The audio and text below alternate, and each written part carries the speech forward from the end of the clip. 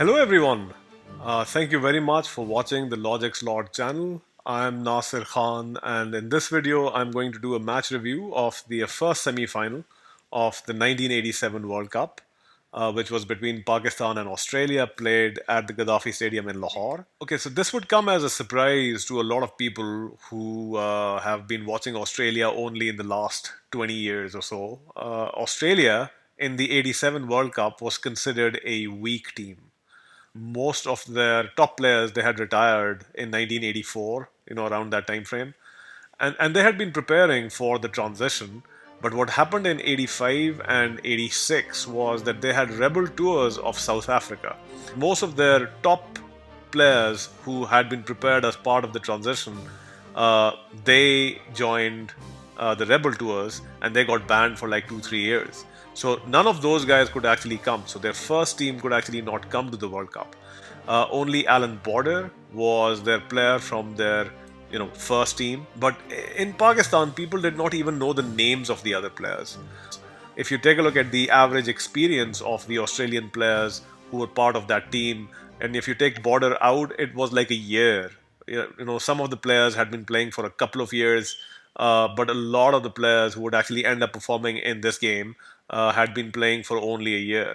On the other hand, Pakistan was like the favorites to not only win this particular. I mean, the expectation was that Pakistan and India would meet in the final, and Pakistan would win that because Pakistan had just beaten India in India not less than like 6 months ago.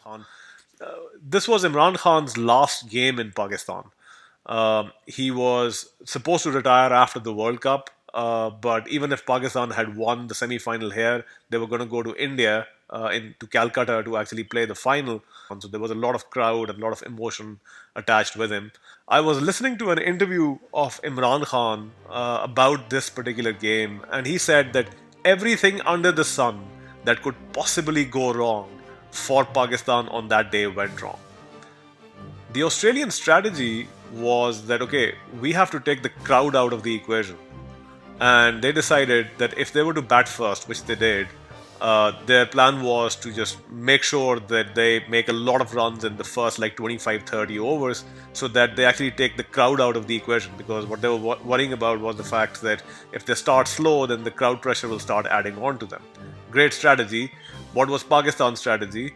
Pakistan's strategy was apparently, we'll just show up and the Australians will lie down because we are so much better than them. The Australians were 155 for 1 after 30 overs, and it looked like 300 was definitely on. I mean, in those days, we were little kids, and there were some kids who had a radio and they were listening to it, and all that you saw was them shaking their heads because the Australians were hitting so much. Pakistan's keeper Saleem Jaffar got injured in a very freak kind of manner. But from a spinner, he got hit so badly that he had to actually walk off. And then every 10 minutes, they used to show that the physios, etc., are trying to work on him to make sure that he gets fit again. MIANDAD became Pakistan's keeper for most of the innings. And he was an overexcited keeper who would take all 3 stumps out while appealing for a run out. I do remember that he got a stumping as well, so he didn't do that badly. But still, you at least give 10-15 runs away because you don't have your regular keeper. One of the Australian batsmen who actually accelerated very well was a guy who had only played cricket for a year. He had an average of like 14 runs in all the lead-up games coming up to this match. He was Mike Valletta. He made 48 runs in this game. He made another 45 in the final. And then after that, he only played for Australia for another year. I don't know why. I mean, you have a guy who has basically won you the final and the semi-final. The Australians actually got to a great launching pad. They were 203 for 3 in the 40th over. But then Pakistan pulled it back courtesy of some exceptional bowling by Imran Khan.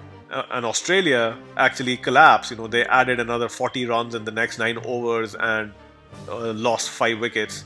So they were at 249 for 8 in the last over. And that's when a miscalculation happened. And the miscalculation was that the last over was given to a poor bowler called Saleem Jaffar. and the batsman was actually an unknown young guy called Steve Waugh. And the first ball that actually Salim Jaffar bowled of that over, that just stunned everyone, right? Because the manner in which Steve Waugh hit him, people were like, okay, this is not going to be good for Pakistan, and it wasn't. Jaffar gave 18 runs in that over. He is still most known for the 18 runs that he gave in that semi-final. These 18 runs are known as the reason why Pakistan lost the semi-final. But to be fair to him, one of the four that actually was hit in the last over, if you watch the highlights, it just went through the hands of the fielder. So that wasn't really his fault. Anyway, so it was Pakistan's target was 267, I think, which was a very high total for that time. But the confidence was high because it was a home game. Nobody knew any of the bowlers in the Australian team, and Pakistan had a very strong batting lineup. So what I remember is that the first ball was hit for like 2 runs, and the second ball there was a run out. Ramiz Raja was run out, and Mansoor Akhtar, who was the the other opening batsman, he was actually blamed for getting Ramiz Raja out. Then Mansoor Akhtar got himself out, courtesy Craig McDermott. And then Salim Malik comes in, who was playing very well. But at 38, Salim Malik got out. And this was a very iconic image because whenever you needed to remind someone of what happened in the 1987 semi-final, that's the picture that you showed. And that brought together Imran Khan and Javed Miandad. And there are a lot of interesting similarities between Imran and Miandad, this partnership and the one that they had in the 92 World Cup. If you were ever to make a film on the two of them, you would probably have this particular partnership as the first half that showed failure, and then the same two guys getting together and turning it into success in the final of the 92 World Cup. Their strategy was exactly the same that they had in 92, just that it did not work out in 87. It worked out very well in 92. They were initially very slow, then they started accelerating, but just at the time when they needed to accelerate a bit more, this particular pair, Imran Khan was given out. There was a lot of controversy on that dismissal. Actually, the umpire Dickie Bird, he did apologize to Imran Khan after the game as well that he made the wrong decision.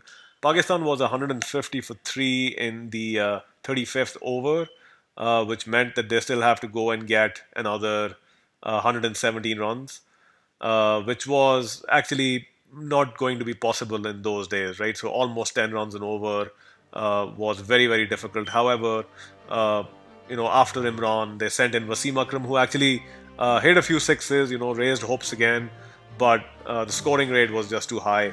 Craig McDermott took 5 wickets, including that of Wasim Akram.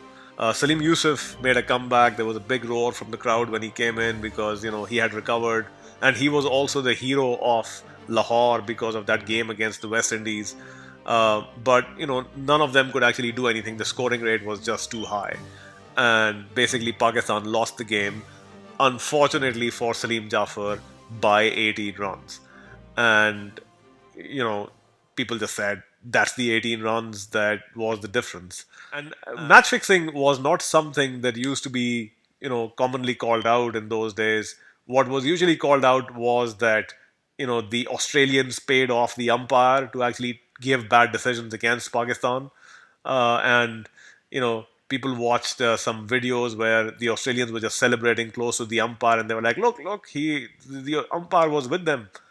So in Pakistan, people come out with weird explanations when Pakistan loses a match.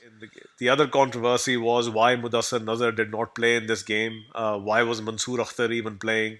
I think Mansoor Akhtar was Imran Khan's favorite, so he had actually fought with other people to play him in the game. Otherwise, Mudassir was probably the standard opener that Pakistan had. Another thing that came up was that this was God's punishment for how Pakistanis had behaved in the game against Sri Lanka. So I don't remember that Sri Lanka game. I can't even find any highlights of that game. But apparently Pakistan had played Sri Lanka, in which Abdul Qadir had made fun of the Sri Lankans when they could not play him. So he had actually started rolling down on the floor, acting like he was laughing, and he had made fun of them. And That was arrogance, and people were like, okay, God has punished you for that arrogance. All right, so that was my match review for the Pakistan versus Australia semi final from 1987. Thank you very much for watching. If you liked the video, give it a thumbs up. If you want more videos like this, then please subscribe to the channel.